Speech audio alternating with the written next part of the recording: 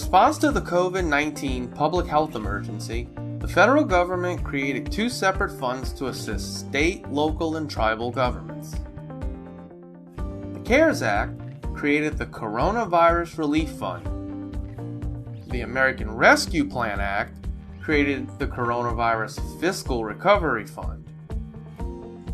Each fund has a different purpose, and U.S. Treasury guidance provides separate rules for spending the two different funds.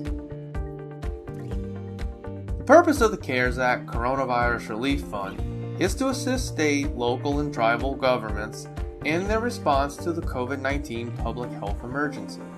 The CARES Act requires that the payments from the relief fund only be used to cover expenses that 1. Are necessary expenditures incurred due to the public health emergency with respect to coronavirus disease 2019, which is better known, of course, as COVID-19. 2.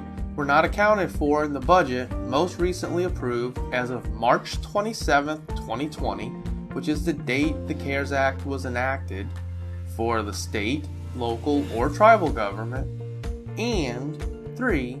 Were incurred during the period that begins March 1st, 2020 and ends on December 31st, 2021. The purpose of the American Rescue Plan Coronavirus Recovery Fund is to enable state, local, and tribal governments to continue to support the public health response and to lay the foundation for a strong economic recovery.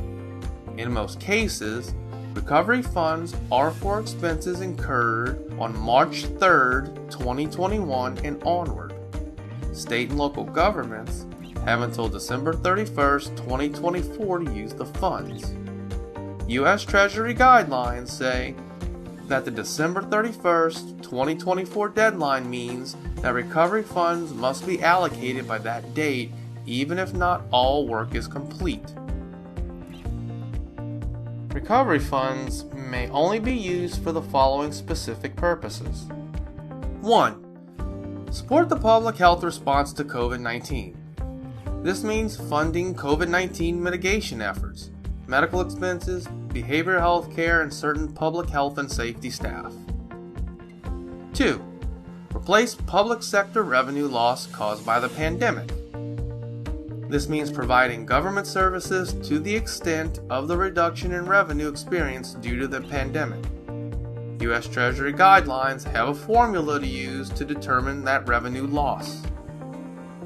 3. Water and sewer infrastructure, making necessary investments to improve access to clean water and invest in wastewater and stormwater infrastructure. 4. Address negative economic impacts created by the pandemic. This includes responding to the economic harm to workers, families, small businesses, impacted industries, and the public sector. 5. Provide premium pay for essential workers, offering additional support to those who have and will bear the greatest health risks because of their service in critical infrastructure sectors. 6. Broadband infrastructure, making necessary investments to provide unserved or underserved locations with new or expanded broadband access. And 7.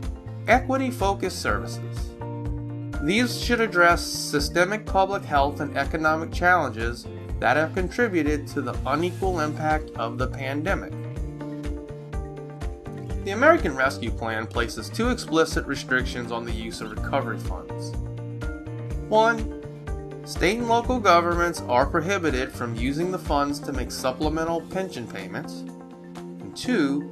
Changes that reduce net tax revenue must not be offset with recovery funds.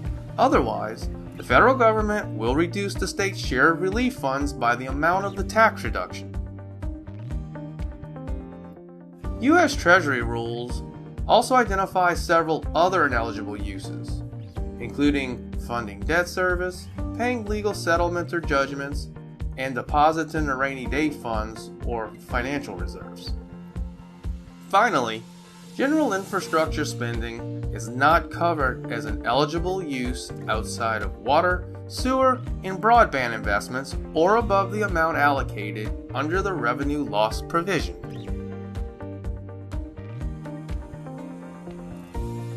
Learn more by visiting the legal FAQs at the Legislative Auditor's website at lla.la.gov. This video is for informational purposes only and is not a substitute for legal counsel. Please consult with your attorney before making any decisions.